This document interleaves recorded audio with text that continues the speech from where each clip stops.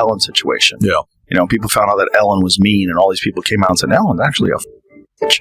And then we go, I can't believe it. And she lost everything. She fell apart, disappeared, because people found out that this character that she was portraying in half an hour on a television show is not really who she was. My buddy Greg, who was one of her writers, was like, she's a piece of shit. And he was like, she's a monster. All these staffers started to come out, not for nothing, but I know a guy, I know him very well, whose sister worked for her, who said, you were not allowed to make eye contact with Ellen in the halls of that show.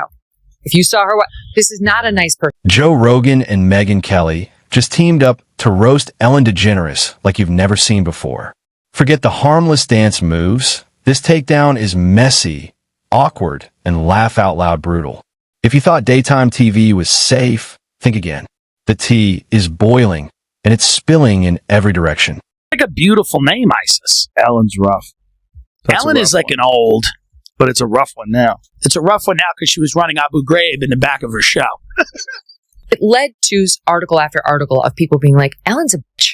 Ellen is a nasty person. You know that celebrity who's so squeaky clean, so relentlessly nice, that you start to wonder if the shine is just a little too perfect? That's Ellen, the dancing, smiling daytime queen who made kindness her brand. But Rogan and Kelly? They decided to poke that glittery bubble hard. When you see, like, a lot of people saying that someone who seems so nice is not nice at all. She doesn't seem nice, but that people have a very poor judge of character. She doesn't seem nice. It seems forced.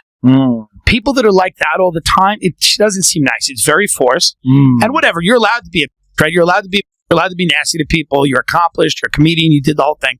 What you're not allowed to do is have a Guantanamo Bay situation in the backstage of your show where everybody's walking around afraid for their life, and it's like Abu Ghraib where they're hooked up to wires and they have like... Yes, that Joe Rogan, the podcast heavyweight who grills everyone from MMA fighters to UFO truthers, and that Megyn Kelly, the journalist who slices through PR fluff like it owes her money. Both set their sights on Ellen's kindness empire. Spoiler, it didn't survive the encounter. Question for you on this. This is perfect for you. Because I'm seeing this week that there is an attempted comeback by somebody who did not cross one of those fateful lines of misstepping on their sacred cows of gender or race or sexuality. Yeah. But she was said to be a nasty biatch, and that's Ellen DeGeneres. Yeah. So her show got canceled after she had this testy exchange with Dakota Johnson, where something happened where Dakota said, I had this birthday party. And Ellen said, well, why didn't you invite me? You didn't invite me. And she said, no, I did invite you, Ellen. That's not what happened. And Ellen had blown her off and then tried to play the victim on the set with her. Anyway, it led to article after article of people being like, Ellen's a bitch. Ellen is a nasty person. And let's start with Joe Rogan. His platform is basically a giant cultural microscope. Nothing escapes it, not even the America's sweetheart types. Picture Rogan in his usual no-nonsense style, looking at Ellen and thinking, hold up, how does this Sunshine and Smiles brand square with all these whispers about backstage chaos? He's got a sixth sense for when celebrity PR starts smelling off, and he's not afraid to poke at it until the glitter falls away. Staffers started to come out, not for nothing, but I know a guy, I know him very well, whose sister worked for her, who said, you were not allowed to make eye contact with Ellen in the halls of that show. If you saw her, this is not a nice person. So she eventually got canceled, but now she's coming back. She's got a Netflix special. That's the right response. Yeah. She's got a Netflix special. And here's the capper. On the promo, and apparently there's now articles out about from people who have seen the preview. She plays the... Rogan didn't waste time on gossip. This was cultural archaeology, digging into the whispered stories of a workplace less fun and loving and more tense and toxic. The same woman who danced to Happy on TV allegedly presided over an environment where people smiled because their jobs depended on it. Rogan wasn't just talking Ellen. He was calling out the whole celebrity kindness industrial complex, where warmth is packaged like merch and reality doesn't match the branding. They made progress with the strike. They're picketing right now, so I think it's the early stages. I would think it might take a little bit with this one. When someone crosses the writer strike, that's some dirty shit. They cross the picket line. Yeah, I haven't seen anybody doing that yet. I think Ellen did. I had a buddy of mine who was writing on Ellen. Everybody kind of knows now what she's really all about. And that's another one of those. Like, I'm so nice and I'm so sweet. Being behind the scenes. Then came Megyn Kelly, coming in from a completely different angle. Corporate autopsy mode. She wasn't just looking at Ellen. She was dissecting the business. Lawsuits, employee complaints, long hours, high-pressure deadlines. Kelly dug into all of it. Her focus? The gap between Be Kind and how the machine actually ran. Spoiler, it wasn't a daycare. It was a pressure cooker. This is for me. And she actually has the nerve to say that she was run out of Hollywood. This person with $100 million in her pocket. $450 million, according to Forbes. That's a low estimate. Yeah. Because so now she's out there saying, I was run out of Hollywood. She's actually reportedly complaining about how hard it is for women in America with the double standards. Look at Oprah, how hard it is for her. Oh, she's got, like 10 houses, Ellen DeGeneres? Michelle Obama, look how hard it is for women in America. They're hurting. They're going to let her back in, Rob, because she's a lesbian, she's a leftist, and she didn't hit one of their sacred. Kelly didn't stop there. She called out the media for tiptoeing around Ellen's controversies, shielding the brand instead of challenging it.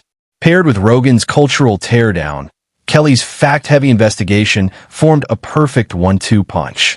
This wasn't about drama for drama's sake. It was about pulling the curtain back on how celebrity images are built, sold, and protected. And it's a reminder, behind every wholesome slogan, there might be a very different story waiting to be told. Look at it. Oh, well, you know where that is too, right? It's a similar image to that, right? No. I know Jamie does. What is it? It's on the set of a famous talk show.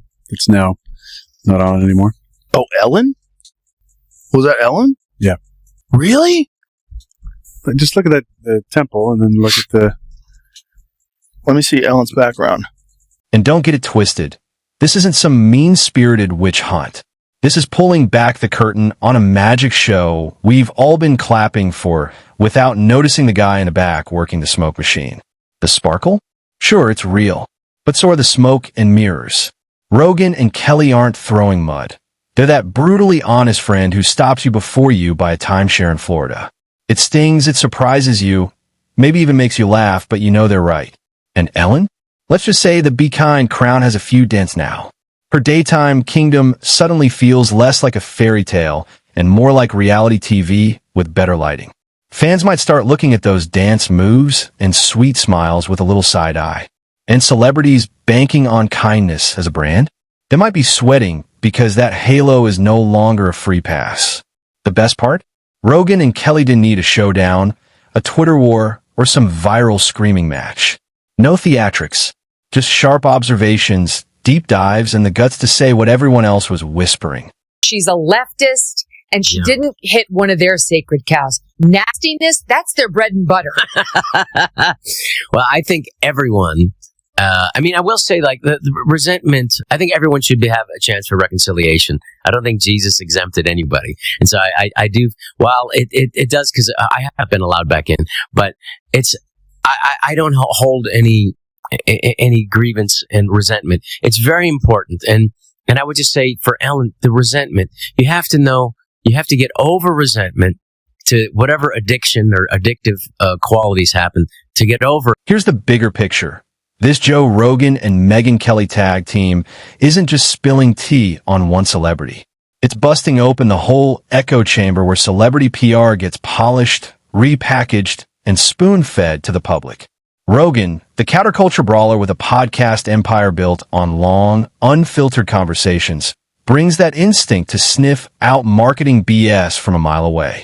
Kelly, the polished media sniper, slices through the spin with precision, armed with lawsuits, memos, and insider dirt. One swings the sledgehammer, the other brings the scalpel. The result? Not ripples, shockwaves. Rogan's crowd loves tearing away the cultural gift wrap to see the truth underneath, even if it's ugly. Kelly's audience gets the hard facts translated into plain English that makes the cracks in the America's sweetheart image impossible to ignore. Together, they're not just exposing Ellen. They're making the whole celebrity kindness industrial complex look like a very expensive stage prop. Her and Bush are jumping around. I mean, That's right. She was buddies with Bush. That yeah, was like she's one a of the first CIA agent. Stephen Paddock. And do not ask me for sources. But Stephen Paddock. Who's that? He was the guy that shot up the Vegas concert. That was a very tragic thing. Listen to this. The only guy that saw Stephen Paddock alive, his name is Jesus Campos. He was a guard at Mandalay Bay. He got interviewed nowhere else. You know where he got interviewed in the beginning? Ellen. Really? Weird. And then they went on, if you could find that clip, they went on with a weird like diagram of how it happened, and Ellen's like showing the people how it happened. Not like an emotional, like, how are you feeling? How are you holding up? It was a weird diagram of like, and then he went to the left and to the right. It was very strange to look. What the hell's going on? This is a daytime. Together, Rogan and Kelly have built a feedback loop strong enough to rattle the pillars of celebrity worship. And why does that matter? Because the public isn't just sitting back with popcorn anymore. They're leaning forward, asking, how much of this kindness is real, and how much is just Hollywood perfume over a dumpster fire? That flawless, saintly celebrity image suddenly feels outdated, like MySpace pages and frosted tips. This isn't just Ellen's PR nightmare. It's a cultural mood swing. Fans want the truth, warts and all, not the airbrushed fairy tale. And the more the cracks show, the more people realize Be Kind was less a moral compass and more a sales slogan. The best part? None of this needed a meltdown, a Twitter war, or some headline-grabbing stage exit. Just smart analysis, sharp storytelling, and the kind of skepticism that sticks with you long after you've scrolled past the drama. It's a rare break from the reheated celebrity feuds we're spoon-fed every week. Tell you uniform. Yeah, that's an odd look with all those buttons. Like, why do you have so many wrist buttons? It was given to her at Langley. The only reason why you have that many wrist buttons if you're looking to clothesline somebody. Yeah, look at her. Look at her. Everyone says she looks so friendly. She looks friendly. And she does look very military. Yeah, she's a militant woman. With a very expensive watch. She dealt with a lot of discrimination when she came out. It was very sad, but then she joined the CIA. Her house got broken into while she was at home. Really? Yeah. She got a dope place in Montecito. And they broke in while she was there. Yeah. And those people are still being tortured to this day. Probably. They're still in an underground jail. Rogan and Kelly proved you don't need public screaming matches to blow a hole in a brand. You just need receipts and the guts to read them out loud. That's what makes this feel different. More serious. More thought-provoking. And it's got ripple effects written all over it. The once unshakable fan loyalty Ellen enjoyed? Yeah. That might start eroding. Other too perfect to be true celebrities could be next in a hot seat.